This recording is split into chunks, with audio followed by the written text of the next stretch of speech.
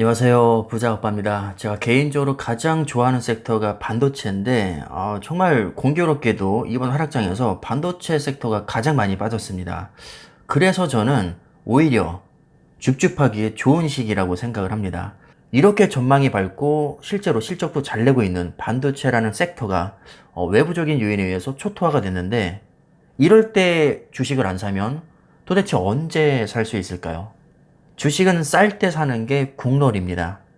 인간적으로 반도체 관련주가 지금 대체적으로 너무 많이 빠졌기 때문에 아마 많은 분들이 굉장히 공포에 떨고 실망을 하고 계실 텐데, 제가 희망적인 이야기를 좀 해드릴까 합니다.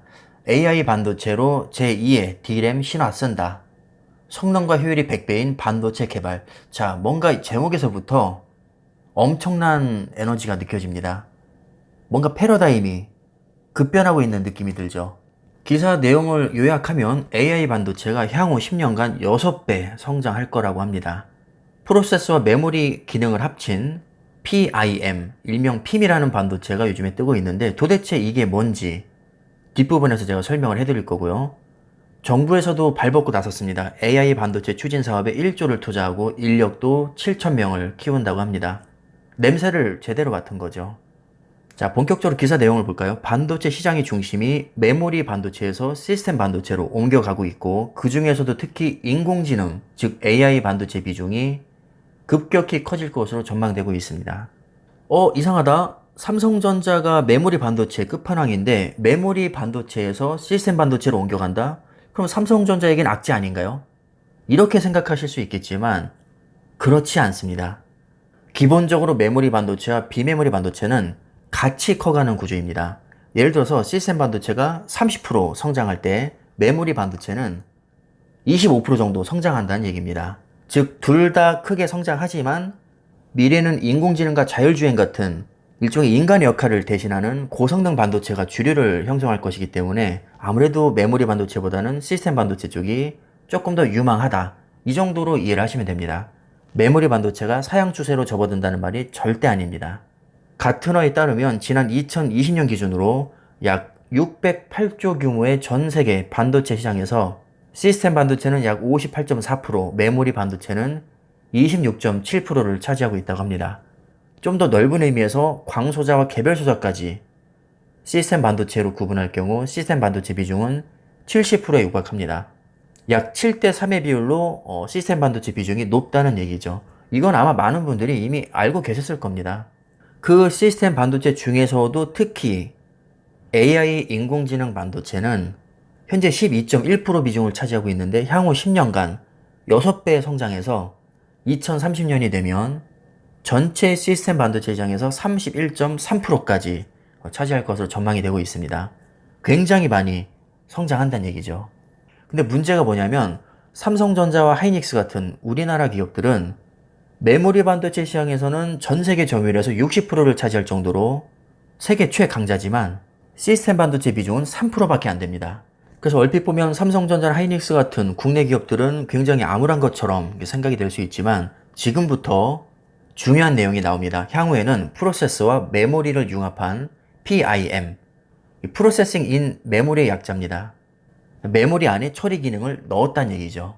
이게 무슨 얘기냐면, 원래 반도체는 연산 기능을 수행하는 비메모리 반도체, 예를 들면 인텔이나 AMD가 만드는 CPU가 여기에 해당이 됩니다.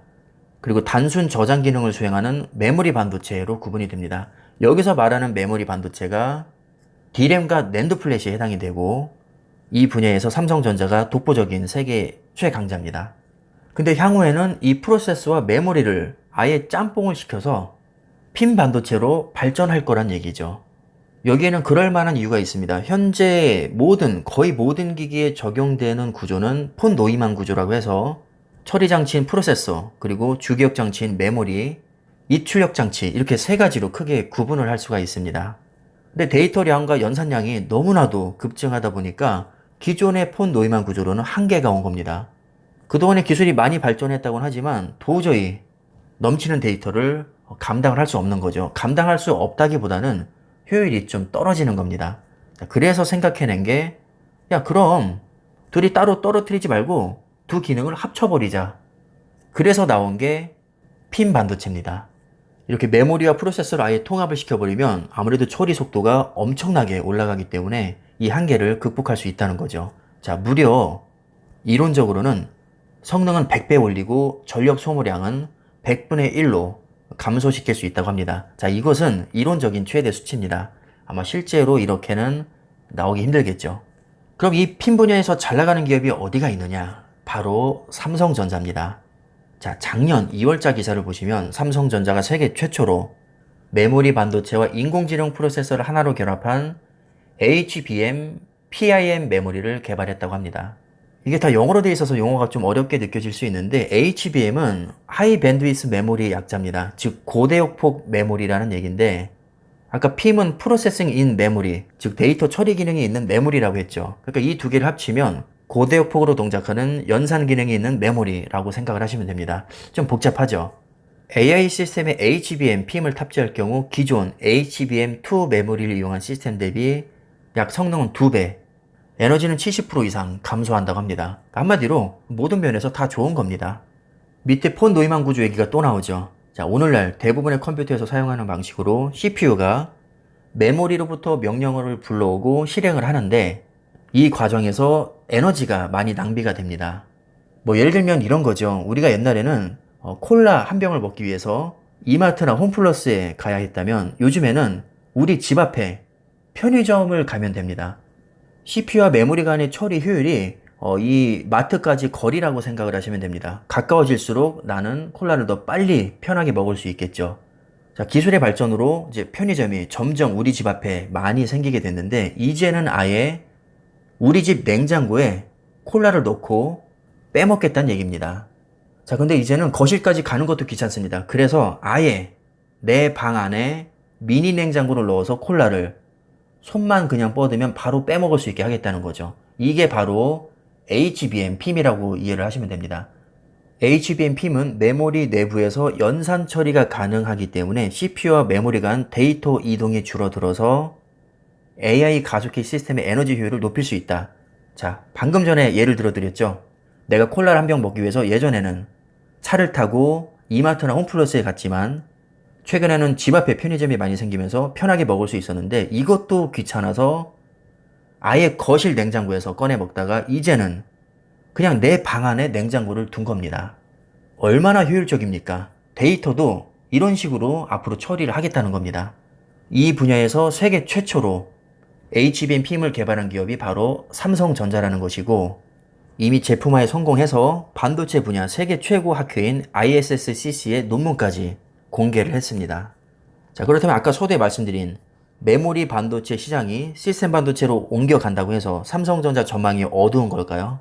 그렇지 않습니다.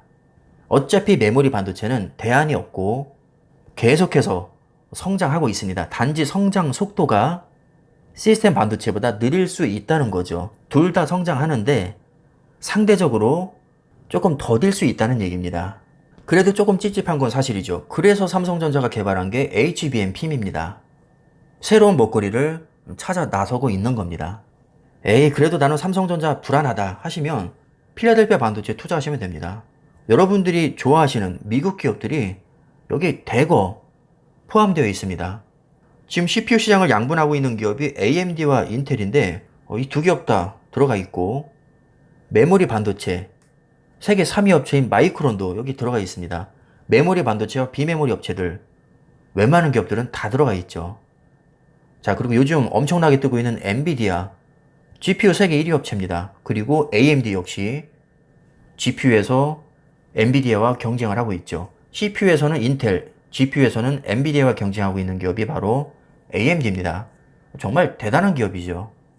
뭐 그 밖에도 TSMC도 있고 브로드컴도 있고 퀄컴, ASML, 소학개미들이 좋아하는 반도체 기업들 굉장히 많이 여기 들어가 있습니다. 투자 방법은 크게 두 가지가 있는데 그냥 국내에서 편하게 원화로 매수할 수 있는 뭐 타이거 미국 필라델피아 반도체 나스닥이라는 종목이 있고 미국 직투로 하시려면 SOXQ라는 종목이 있습니다. 보시다시피 최근 1년간의 흐름을 보면 뭐 진짜 말이 안 나올 정도로 많이 빠졌는데 전망이 어둡거나 기업이 뭐 돈을 못 벌어서 하락한 게 아니라 외부적인 요인으로 이렇게 많이 빠진 겁니다. 자, 그렇다면 지금이 분할 매수하기에 좋은 기회라는 거죠. 어차피 나중에 크게 오를 종목이라면 쌀 때 많이 사는 게 무조건 이득입니다. 그러니까 주가가 빠졌다고 막 의심하고 푸념하고 남 탓하고 온갖 비관론에 휩싸여서 신세 한탄을 하기보다는 냉정하게 지금의 상황은 반도체 기업들이 잘못해서가 아니라 외부적인 요인으로 많이 빠진 거니까 이럴 때 기회라고 생각하고 적금 붙듯이 차곡차곡 모아가자 이렇게 생각하는 게 훨씬 좋지 않을까. 저는 개인적으로 그렇게 생각을 합니다. 그래서 참고하시라고 제가 반도체에 관한 영상을 한번 만들어 봤고요. 최종 선택은 스스로 심사숙고해서 선택하시면 되겠습니다. 자, 그럼 영상 마무리하겠습니다. 감사합니다.